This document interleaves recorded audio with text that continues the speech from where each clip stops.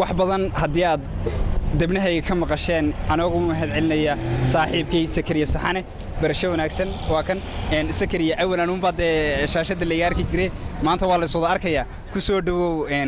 Radio TV Boorama iyo muuqaalkii aad doobi jirtay cabdigeesi waad maadsantahay marka hore waan dhawahay marka labaad waxaan salaamayaa saaxiibkii cabdigeesi oo ahaa daadiyaha barnaamijka kaalin weyn ka qaatay la'aantiina uu suurtagelay barnaamijku sidoo kale marar badan buu cabdigeesi nagu soo celceliyay saaxiibkii Sakariya Saxane oo ahaa dhanka kamarada Sakariya Saxane wuxuu ahaa si fiican arka anigoo ah Sakariya Cabdishaaq Faarax Sakariya Saxane waxaan ahaa kamaramaanka barnaamijkan maalin kasta duubi jiray sidoo kale waxaan salaamayaa saaxiibkii Axmed Daacad oo isaguna ahaa injineerka isku soo dubariday barnaamijkan iyo habeyntii sidoo kale waxaan salaamayaa dadweynihii la siiyey waqtigooda ee barnaamijkan nagala qayb qaatay habeen iyo maalinba u soo jeedistii barnaamijku u hirgeli lahaa sidoo kale waxaan u mahad celinayaa iyaguna kaalin muhiim ah barnaamijkan ka qaatay carwooyinkii muddadii bisha Ramadaan ay bilaabantay ilaa intii ay socoto dhan iyaguna maalgelinaya barnaamijkan si uu u socdo barnaamijku aad badan maasantay cabdigeesi Sakariya de muddo dheer baan soo joogno barnaamijku de dhinac walba waa lahaa maxaad ku xasuusataa barnaamijkan waxyaabaha inta aad duubaysay inta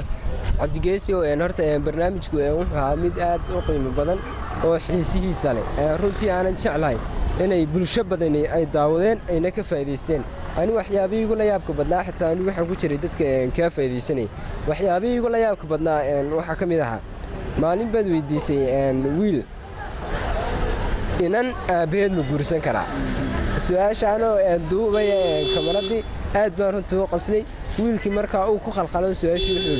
yidhi ma guursan karo markaa wiilkaasi wuxuu qaatay inan aabeed ma guursan karaa inuu iyada aabeed guursanay laakiin su'aashu siduu mooday ma hayno waxa ahayd aabihii gabadh kale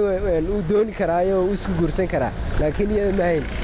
su'aalo badan oo la yaab leh ku jiray barnaamijku runtii waxaa mid aad u xiiso badan aanan jeclay runtii inay bulsho badan ay ka faa'iideysteen waanan uga mahadnaqaynaa say u daawadeen waqtigooda siiyeen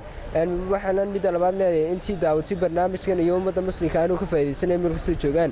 ciid wanaagsan baan leeyahay ilaahay bishii Ramadaan ay noo soo dhamaatay ay naga qolo soo keenay bisha Ramadaan ay kala soo socotana ilaahay naga caafimaad qabno wanaagsan ilaahay na gaarsiiyo waaniga Sakariya Saxane mar labaad inile wad salaamantiin barnaamijkii inta ay noo soo gabagaboway bisha dambe ilaahay adduun ugu gaarsiiyo naga caafimaad qabno su'aalahaas iyo su'aalo ka badan oo ka xiiso badan ayaa insha Allah nooga diyaarhanaysiin iyo muuqaalo fiican oo liga qaado anigoo ah Sakariya Saxane wad maasantiin habeen wanaagsan saaxiib Sakariya aniguna waan ku faraxsanahay la shaqayntaada iyo agjoogaaga waan kaga mahad celinayaa waliba xusuus gaar ah ayay igu reebtay inaan arko saaxiibaday oo